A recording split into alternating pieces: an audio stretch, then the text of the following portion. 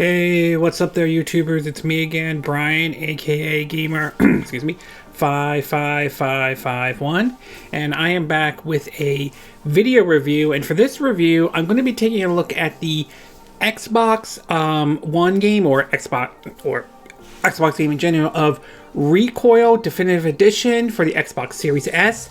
This game was originally released back on the Xbox One, and the game's also available on PC via Steam. And of course, if you have Xbox Game Pass, it's also available on Xbox Game Pass, or Game Pass in general. And if you're interested in any gameplay footage, I'll have a link down in the description down below, or you can click on the card that will appear up on the screen now.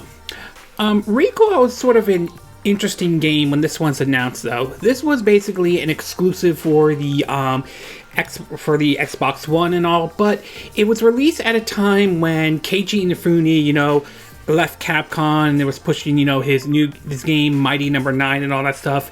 And unfortunately, the game got caught in the middle of the whole Mighty Number 9 debacle of a mess, because this game came out after Mighty Number 9, and the fallout from that game was really bad when it showed the game was released in a poor expectations combined with below expectations, though, combined with the whole debacle of a mess with Red Ash and all that stuff. And when the game eventually came out, though, Inafune kind of, from what I understand, laid low and all that stuff. And while the game did get some praises, though, Recoil definitely was hit with a lot of things. There were a lot of technical issues and all that stuff, though. But eventually the game would see a re-release under the name Definitive Edition that would basically fix a lot of the problems and all that stuff. This was a game I wanted to try out at the time that I thought was kind of interesting, but at the time, though, I wasn't really going to invest in an Xbox One or anything like that, since that wasn't really high up on my list and all that stuff. But when Microsoft announced the Xbox Series S, the cheaper version of their next-gen console compared to the Xbox Series X and all that stuff, I figured this was one of the games I wanted to try, along with, Halo Master Chief Collection and Rare's Replay. And after investing some time with Recoil Definitive Edition, I will say it's definitely a fun game, and it will definitely appeal to those who enjoy, the throwback of the original Xbox, PS2, and Gamecube era games. But it may not appeal to everyone, though. So why don't we get started with the pros and cons, and we'll start off first with the pros. And the first one I do want to talk about is the gameplay. And to me, I actually do enjoy the gameplay, though. The game is kind of a mixture of a 3D platform and a Metroidvania style kind of approach, considering that the developer Amateur, the ones that worked on this game, were made up of former members who worked on the Metroid Prime series back during the Gamecube and Wii era and so forth, though. And it definitely shows, though. The platforming is basically the kind of platform you would see in, the early days of 3D platforming, or around the time, like I said, PS2, GameCube, Xbox era, like games like Jak and Daxter. So you definitely get a little bit of that feel to it, and a Metroidvania style approach, as there are some areas you won't be able to access until a little bit later when you unlock other features to make your character travel to areas that they couldn't access at the beginning. Not to mention there are optional dungeons to complete, though, that can also get you supplies and all that stuff necessary, because you will need those to range it from upgrading your weapon to upgrading your companion. I think that goes by the name of Mac, which is a robotic dog that can act from either looking up for hidden treasure to even acting as your partner to attack and all that stuff. Speaking of attacks, though, or combat, though, the best way to describe the combat is that, like I mentioned, it's a platformer with a third-person shooter element into it. But what's interesting is that the enemies you fight, though, there are certain ways you could fight them. You can choose to defeat the enemies and all that stuff, or if you lower their HD bar down to a point, you could do something which is called an extract, and you do that by clicking on the right analog stick here, and it goes into a sort of a tug of war. And if you complete the tug of war, as long as you don't, when you pull, though, there will be a warning sign that shoots up, and if you pull back too long and all that stuff, you can lose that tug of war type approach. But if you do win, you will be able to basically get their core and all, which is used to upgrade, you know, your companion and so forth. So the game does, the combat is certainly enjoyable and all. It's, like I said, it's a mixture of a 3D platform and a Metroidvania style approach, and I certainly enjoy those type of genres, the Metroidvanias, and I like 3D platformers just as much as I like 2D platforms and all that stuff. And last but not least, I do want to talk about is the story, and I will say the world and all that they created with Recore Definitive Edition, it looks really well, it's very interesting though. The whole like wasteland or kind of bit of a post-apocalyptic world, even though it's like on another planet and all that stuff.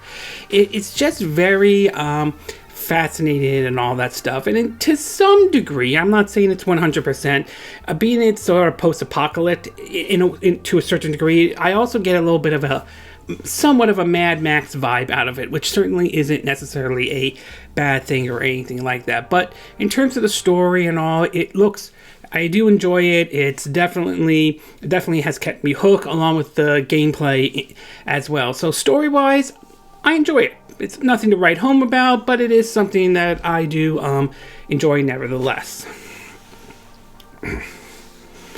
Okay, we're going to take a quick break, and when we get back, we'll get to part 2, which is the con. So we'll take a little break, and we will be right back.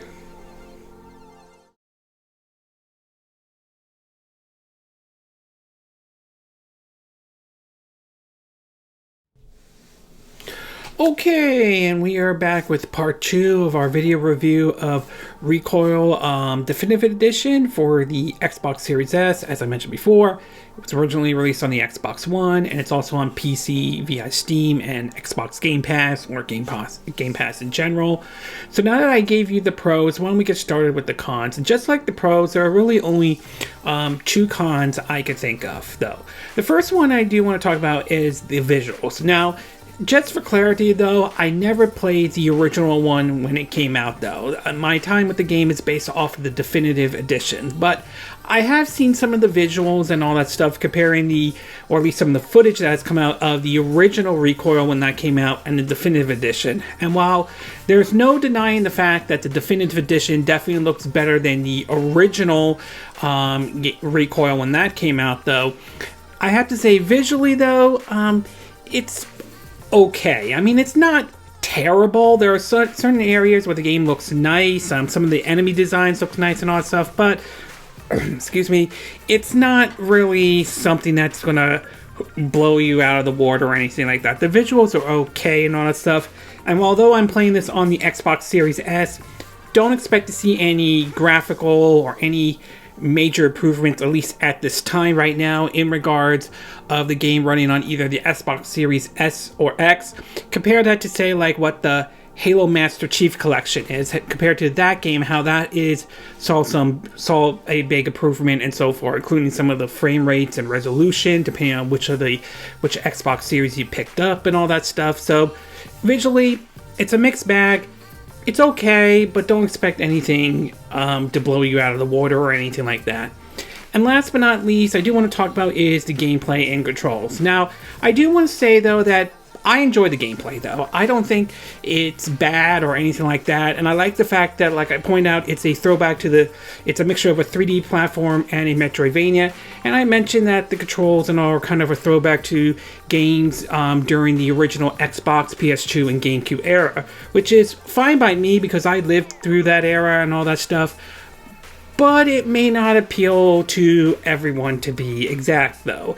If you weren't a fan of shooters or games that were gameplay during back at that era, you probably are not going to like Recoil, though. I mean, even though it's a third-person shooter, the third-person shooter is mostly, the mechanics are mostly during the Xbox, PS2, and Gamecube era. This isn't like how it was. This isn't like, say, like what today's third-person shooters are. Like if you look at, say, like Resident Evil 2 Remake is, to be exact. So you're not going to get that kind of gameplay in terms of Recoil Definitive Edition. Is that a bad thing? To me, the answer is no. I didn't have a problem with the way the gameplay was set up in Recoil Definitive Edition, but I can understand how that might not be for everyone.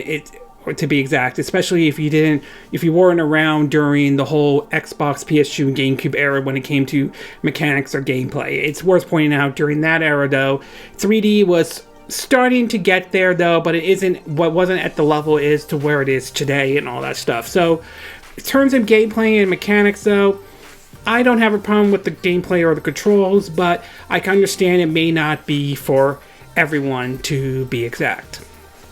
Overall, I will say I am enjoying Recoil Definitive Edition, though.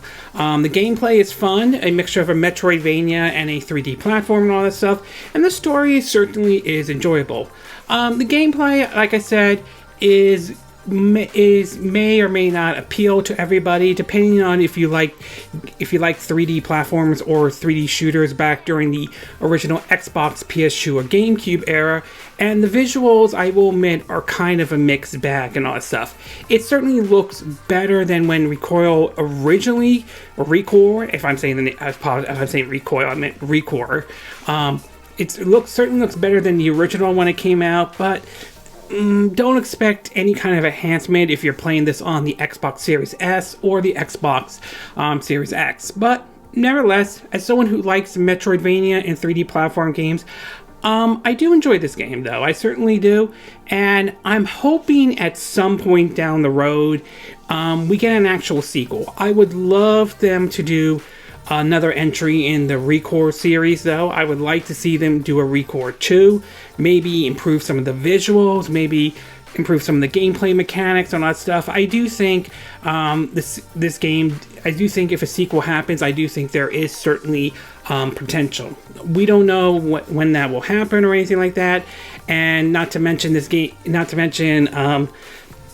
who knows if it will happen or not, though. I mean, it's really unfortunate the game was released at around the time when the whole Mighty No. 9 debacle happened, which is really unfortunate because looking at it now, it actually is a good game. I mean, not a system seller, but still an enjoyable game, to be exact. It's just sad that it took them this long when the game originally came out, how there were issues and loading times and all that stuff, and that it had took them long to release a definitive edition to fix some of those problems. But having played this game for a bit and having played a little bit of it on my Xbox Series S, I am enjoying the game, though, and I do hope that a sequel does happen. Okay, this concludes my video review of Recore Definitive Edition for the Xbox Series S. And again, these are my opinion. What are yours? What are your thoughts about Recore Definitive Edition? Did you by any chance try this game out when it originally came out? Are you thinking about trying it out on the Xbox Series S or X? Are you going to buy the game, or are you going to take the Xbox or Game Pass approach, try it out and see if it's worth getting or not in any way? Did you like what I said in this video? Did you not like what I said? Do you have a difference of opinion? As always, sound off in the comment section below. Let me know what you think. And if you like this video, I hope you hit the like button. I would appreciate it. And I hope you do subscribe to my YouTube channel. If you do, make sure you hit the bell icon for notifications of any new videos I put up. Also, feel free to share this video if you want to, and feel free to donate to my channel if you like. You could do it through PayPal Me or Patreon. Links will be in the description of this video. And I will see you again next time when I do another video. Hopefully that'll be soon. Until then, from Southern California, I wish you all a good day then. Bye!